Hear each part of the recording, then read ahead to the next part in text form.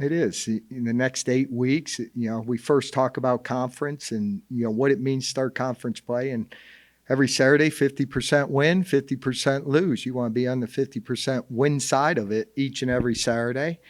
And then when you dive into, the South Dakota State, we're starting off playing one of the best teams in the country, a program have tons of respect for. They've done it, I think, the hard way of where they came maybe 25 years ago.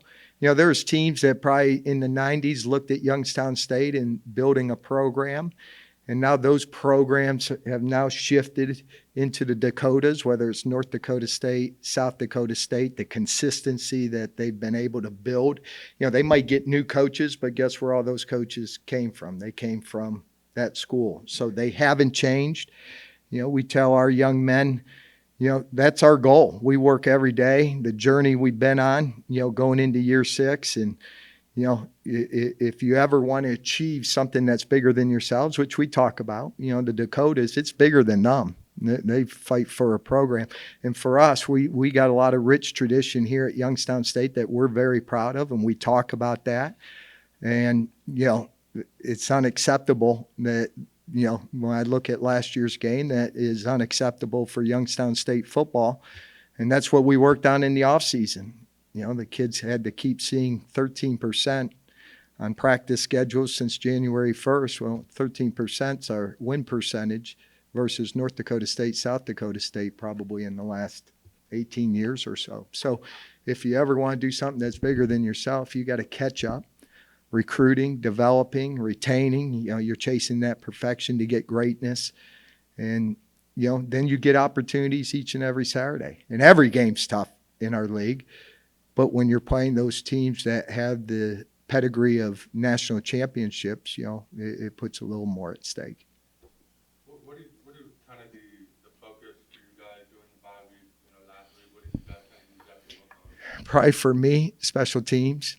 I feel our special teams, I feel we got the best punter in the country. I feel we got a great kicker, great snapper, kickoff guy, but it's more about protection. Punt protection is critical. We got to get better there. And our coverage teams, last year they started the game with, I think, 102-yard, 104-yard kickoff return for a touchdown. The Michigan State punt return, going in 2 fake punts against Towson. And really it's that attention to detail. 2 things is are we asking can our kids do what we're asking them? That's the first question you always got to ask. Do we have the right personnel on the field?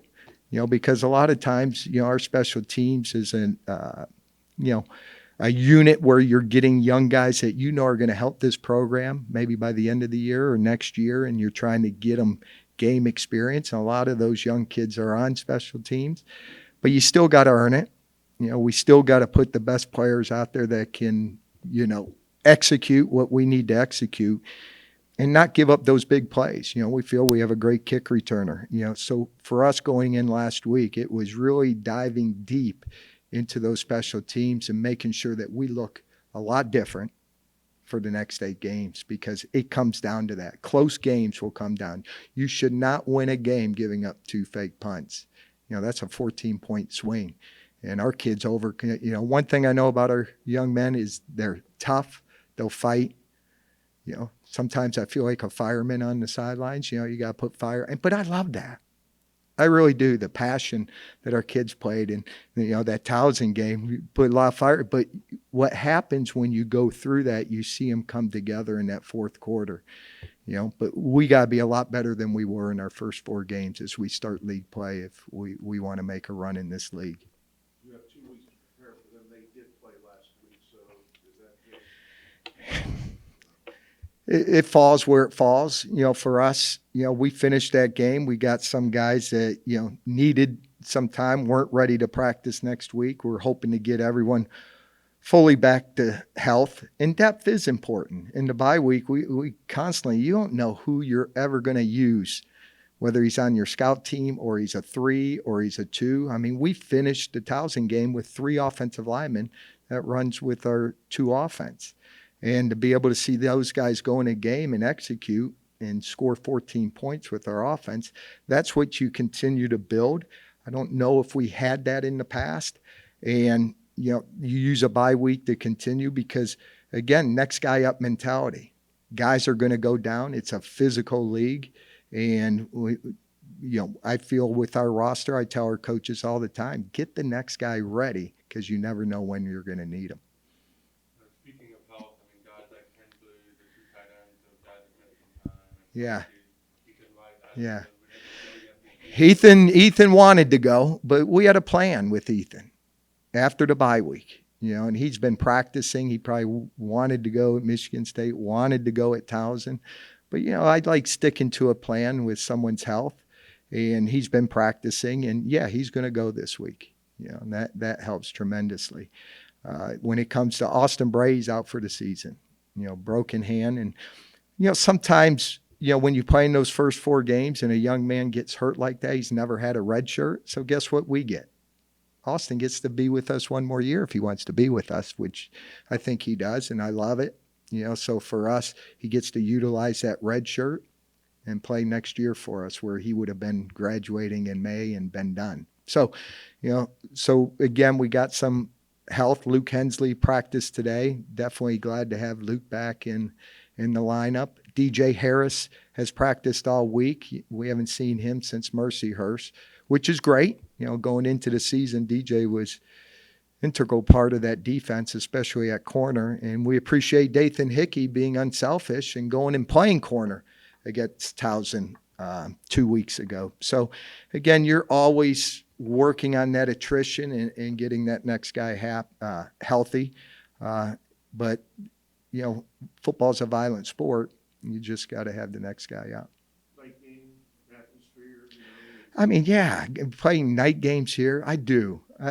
They're used to playing in probably front of 40,000 people, but they're not loud when they're on the field. I'd love to see Youngstown come out and support the Penguins against a great program, number 2 team in the country. It's going to be a beautiful Saturday night in the Ice Castle. And, toughness, we always look at ways of how you measure toughness. And there's ways you can measure toughness, short yardage, goal line, red zone, your coverage teams. Going on the road to get a win measures toughness, but also when you're playing ranked teams in your own house, that's a good measurement of how tough you are.